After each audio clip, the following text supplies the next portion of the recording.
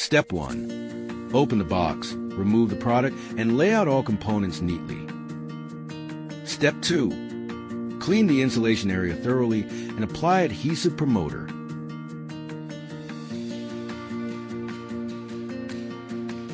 Partially peel off the protective film from the back of the front corner guard protector.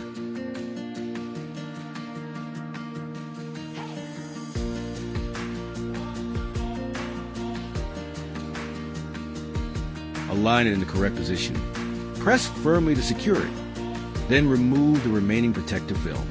Repeat the same process on the other side.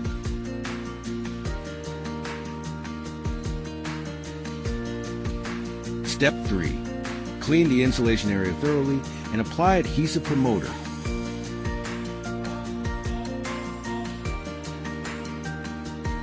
Partially peel off the protective film from the back of the rear corner guard protector. Align it in the correct position.